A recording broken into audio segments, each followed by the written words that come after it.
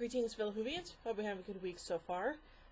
I wish because I'm having a good week, but it could be a little bit better.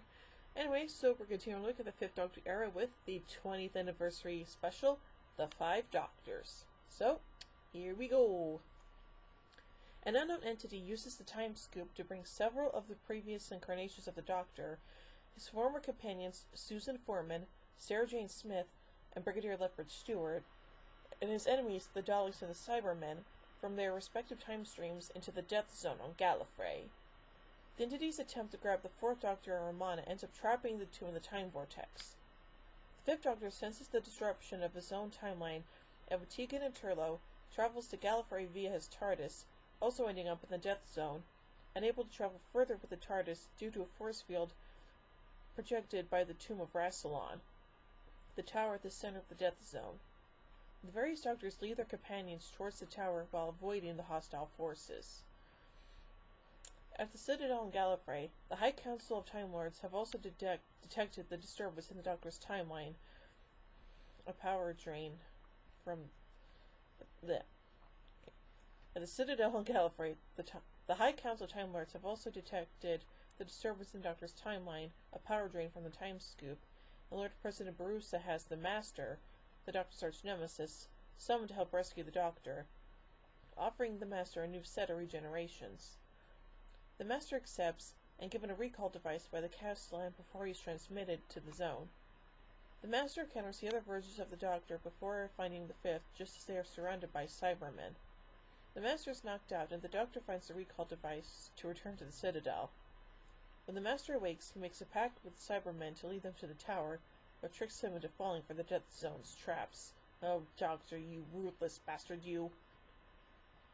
As the other Doctors and companions converge on the tower, the Fifth Doctor works with the Council, discovering the recall device gives the Master included a tracking signal to lead the Cybermen to him, and foul play suspected. Dun dun dun!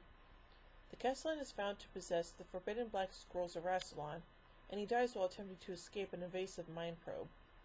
When the Doctor returns to the High Council to report, he finds Barusa missing, and soon discovers a secret room with Barusa at the controls of the time scoop. Barusa reveals he seeks to be the President Eternal of Gallifrey, and needed the Doctors to disable the force field over the tomb as to gain immortality from Rassilon. Barusa uses the Coronet of Rassilon to compel the Doctor to his bidding. As Barusa expected, the other three Doctors and their companions have made it to the tomb. They ponder the meaning of writing on the tomb, "To lose is to win, and he who wins shall lose." The Master arrives, but the Doctor's companions constrain him. The Doctors disable the force field to summon the TARDIS, but allows Barusa and the Fifth Doctor to arrive via transmat. Barusa uses the Coronet to prevent the Doctors or his companions from interfering while he speaks to Rassilon. An image of Rassilon appears above the tomb and offers Barusa his ring as the key to immortality. The other Doctors try to stop Barusa, but the First Doctor tells them to hold off. Barusa dons the ring, but then shortly disappears, becoming a living stone that is part of Rassilon's tomb. The First Doctor realized what fate that the tomb is writing foretold. In exchange for help, Rassilon frees the Fourth Doctor and Romana from the time vortex, and returns the Master to his own time.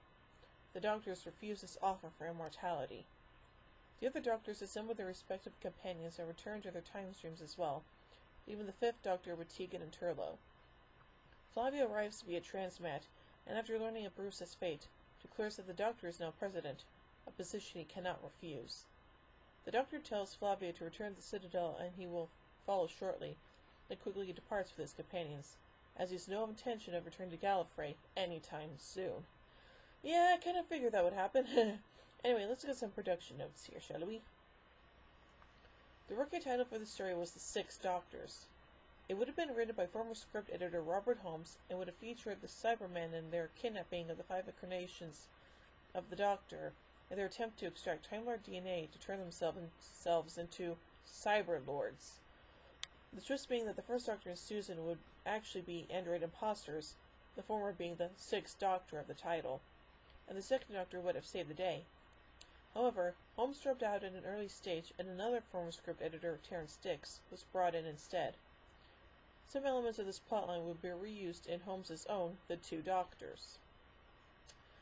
program is officially a co-production with the Australian Broadcasting Corporation, although the production team were not aware of this during production, and the agreement in effect amounted to little more than a pre-production purchase pact.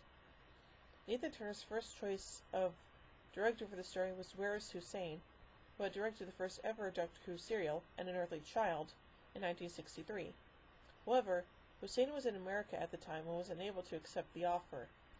Nathan Turner then asked another veteran director, Douglas Camfield, to direct, but he also declined.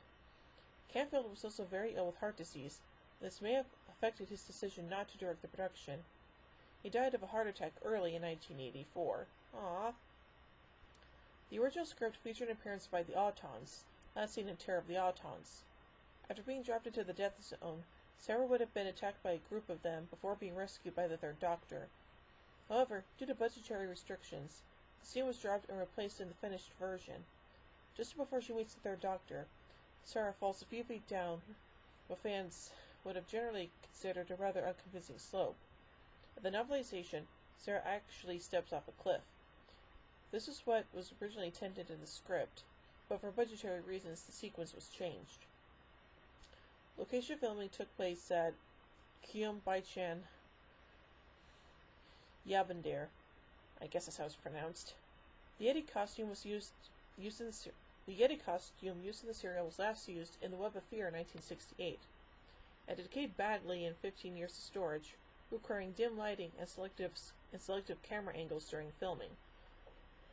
The story was prepared in two formats, the 90-minute version and a 4-part version, the latter designed for international distribution or repeat broadcasting in the ordinary series run.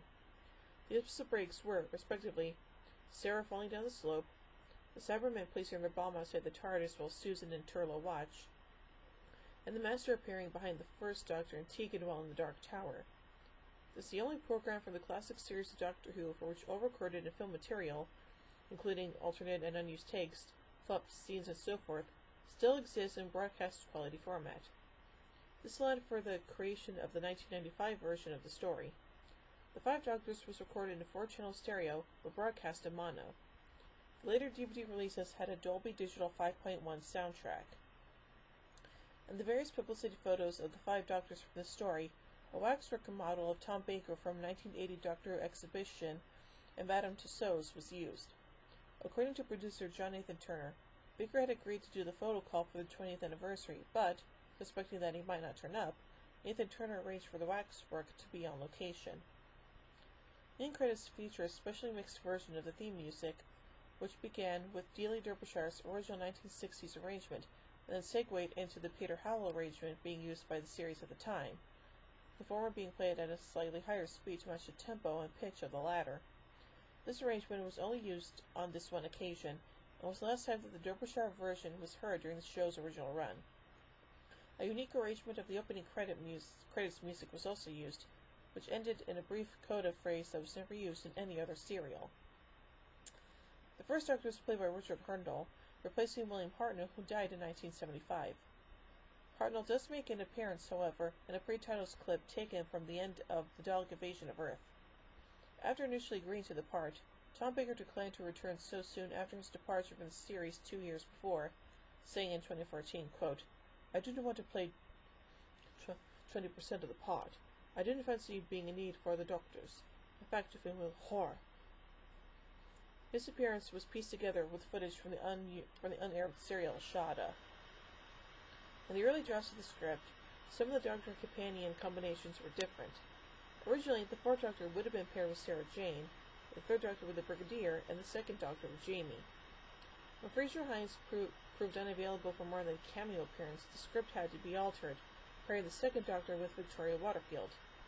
This was revised again when Deborah Willing became unavailable and Tom Baker decided not to appear, resulting in the pairings as they were screened.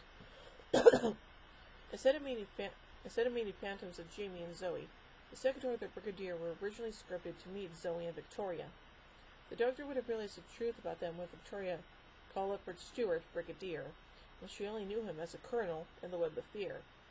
Deborah Walling was unable to make the recording dates, but Fraser Hines was able to free himself up before a day's shooting, so Jamie was written in instead. John Levine was invited back as Sergeant Benton, but objected to the script, requiring Ben to not recognize the second Doctor. Levine felt this was unfaithful to his character, but felt he would not forget the second Doctor, and he declined to participate. The scene was filmed with the character introduced as Colonel Crichton in his place. In April 2013, Caroline Ford revealed the producers had initially insisted that Susan now referred to the Doctor as a grandfather. Quote, "You will not believe why," they said. "We really don't want people to perceive him as having had sex with someone to father a child." I just screamed with hysterical laughter and said, "In that case, I'm not doing it." The script was changed to include mentions of the characters' relationship. And yeah, that's pretty much it. So yeah, overall, this is a pretty good 20th anniversary story, and hey, let's say it was a lot better than a 20th anniversary episode from another franchise that yesterday celebrated its 25th anniversary, if you know what I'm talking about. So, overall, I give The Five Doctors 4 sonic screwdrivers out of 5.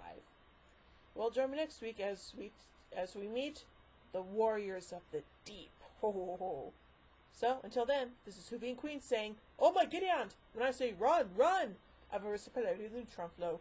Would you like a chili, baby? Fantastic! Allons-y! Geronimo!" Bow ties are cool, fezes are cool, and Stetsons are cool.